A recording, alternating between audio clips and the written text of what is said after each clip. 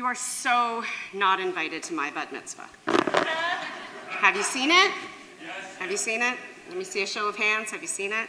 Okay. I have yet to talk to someone who hasn't, but if you are one of them, I'll give you a brief overview. You Are So Not Invited to My Bat Mitzvah is an Adam Sandler comedy that debuted on Netflix last month. It was filmed here in Toronto at Beth, just down the street, and it was the talk of the Jewish community last summer, especially when they were calling out for extras to volunteer to be a part of the movie. The film tells the story of two best friends who are enmeshed in the world of bar and bat mitzvahs, a period of life relatable to many of us when your entire social life revolves around whose simcha is happening and where. As always, a movie on a Jewish topic will garner a lot of Jewish interest. And although Adam Sandler movies are not always the highest quality, if you've seen Grown Ups 2, you know what I'm talking about, I have heard him speak openly and warmly about Judaism being an important part of his life, and so I was excited to see it. At the same time, I was worried. After all, this film was going to be on Netflix, and after experiencing the self-hating Jewish content of some other movies that I had seen on that platform, I was fearful of the way Judaism would be portrayed. Representation matters, and I had hoped that Judaism would get treated well, that the stereotypes would be overlooked, and they would be tempered by the values of Judaism that I hold so deeply in my heart. For those of you who don't know me, my name is Kozierok, and I have been a Shul rat my whole life. A Shul rat, in my definition, is someone who has Shul in their bones, in their DNA.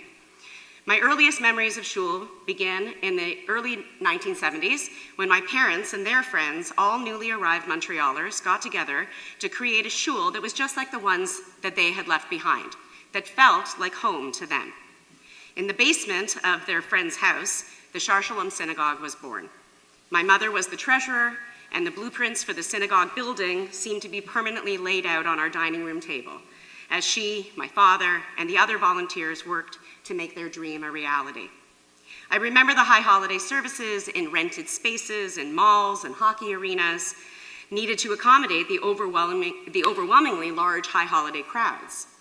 Mine was one of the first bat mitzvahs in the original small sanctuary that was eventually expanded to become a large and beautiful synagogue. Shul felt like home to me. I hung out in the bathroom with my friends and had secret names for all the funny-looking grown-ups whose real names I didn't know. Sadly, I lost my mom to cancer when I was 23, and I began attending Shul daily to say Kaddish in her memory. I became more and more enmeshed in Jewish living, something that had become a chore for me when I was a teen, something that I did for my parents because I loved and respected them, became something that was important to me, something that provided the structure and support that I needed as I navigated the difficult waters of greeting a parent.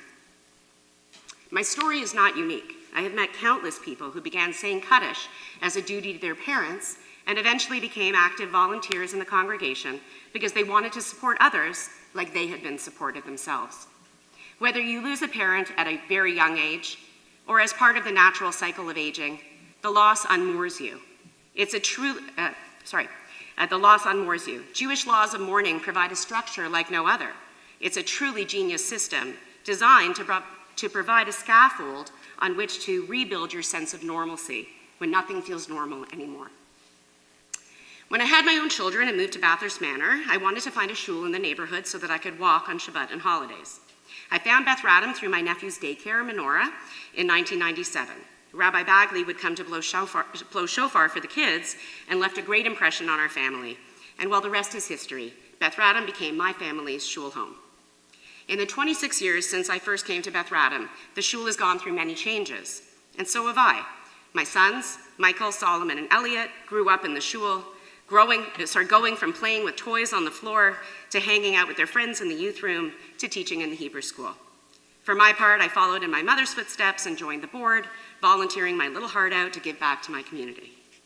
As a parent who wasn't always happy with the materialistic values society was pushing on my kids, I was so grateful to have a shul to raise them in, to teach them the values that I held dear, to model the volunteer spirit, and even to teach them how to sit quietly when necessary and look someone in the eye when they shook their hand.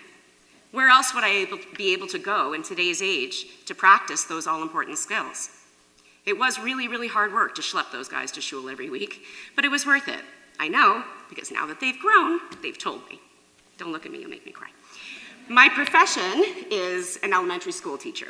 So one of the ways that I contributed on the board was to give feedback on the Hebrew school and make suggestions for changes to the Bar and Bat Mitzvah program, which of course led me to becoming the director of education and the principal of the Hebrew school, a job that became a life-changing position, and it pushed me towards a doctorate degree in Jewish education, something I would never have been able to do without the support of the team here at Beth Radom.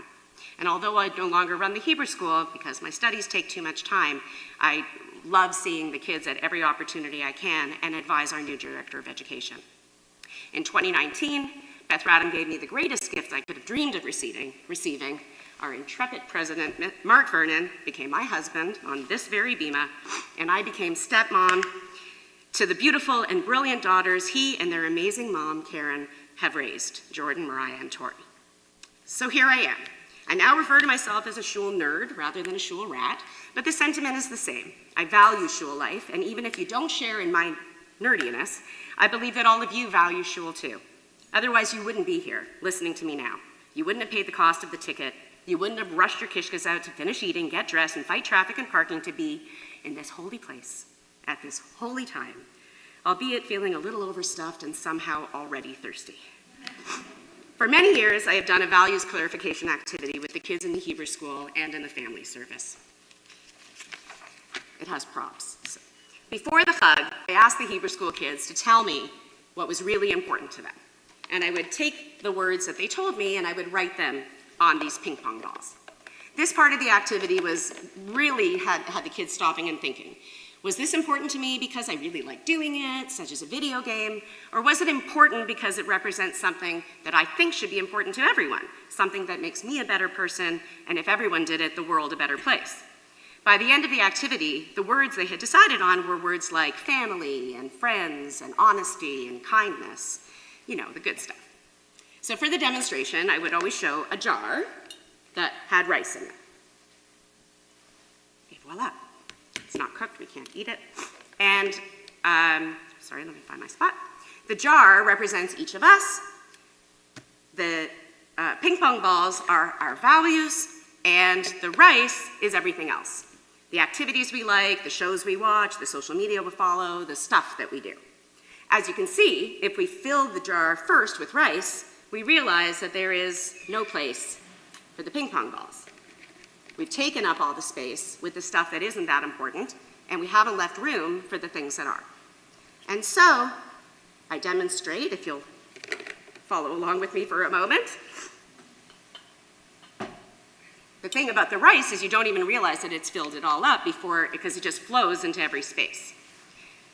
So, as the demonstration continues, I would show the students that if you put the ping pong balls in first, then you get to have both. The ping pong balls hold their rightful place in the jar. I'm trying to read and do things at the same time. Because they are the core of who you are. The rice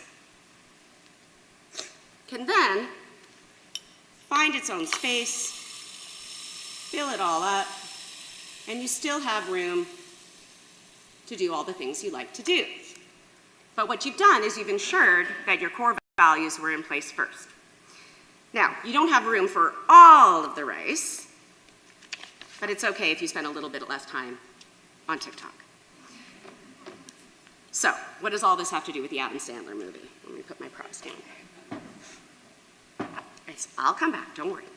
Some people have told me that they don't really like it, that the excessive wealth displayed makes Jews look materialistic, that the Shabbat services were strangely written, and other criticism that really just turned them off the whole thing.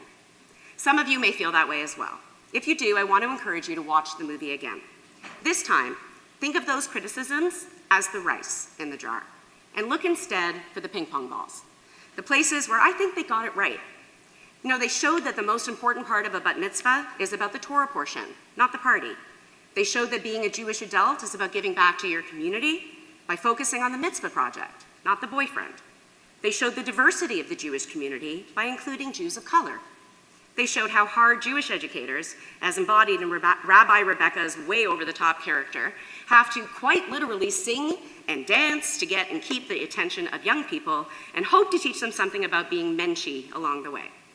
They showed that being a Jewish parent sometimes means being unpopular, Occasionally, you have to throw your child over your shoulder, plop them in the car, and force them to do the right thing because you love them enough to let them hate you a little bit.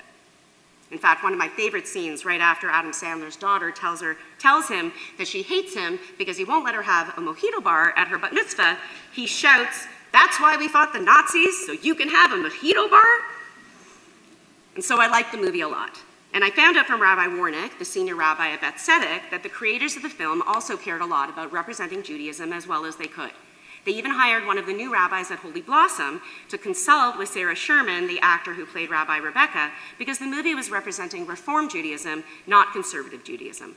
It mattered to them to ensure that the ping pong balls were there, and I think that makes me like it even more. That being said, I did have one very big problem with the movie's representation, not with Judaism, but with synagogues and Hebrew schools. It seemed as if every one of the students in this movie went to the same public school, where everyone else was Jewish, and everyone there went to the same Hebrew school, which seemed to take place every single day. They staged Beth Tzedek to be like a high school, bustling with kids, walking in the halls, and spending a lot of their free time there, even using hidden spaces for their romantic liaisons.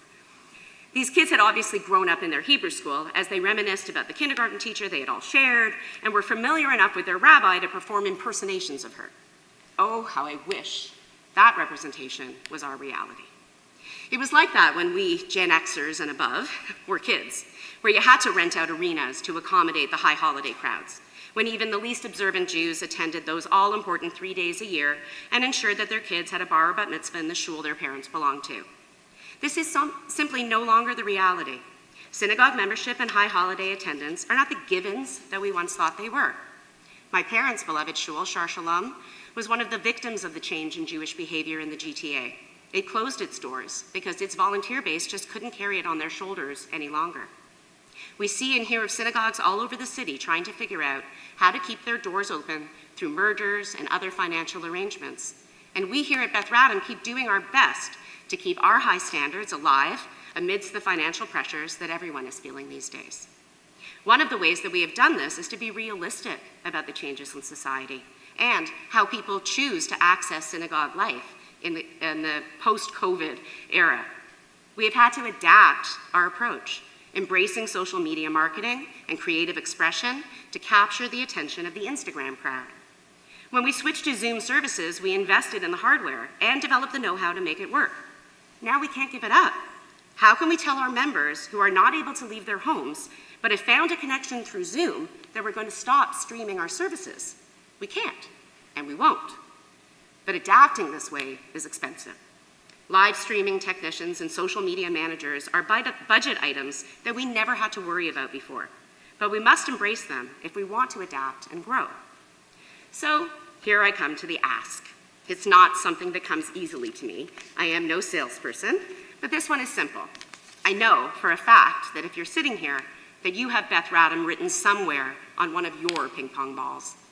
I ask you to reflect on how you can help us steer Beth Radom during these challenging financial times.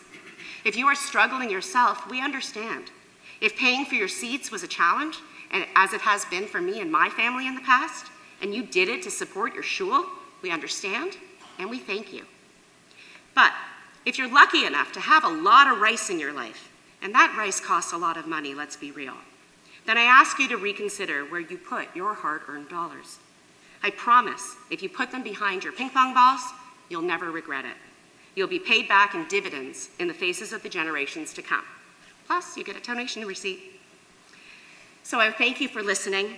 On behalf of Mark, myself, our kids, I wish you a meaningful fast and a sweet and happy new year. Gmar Chatima Tova. The ushers will be coming around to collect your pledge cards. Please remove the sticker and affix it to the donation level that is most comfortable for you. And thank you for your support.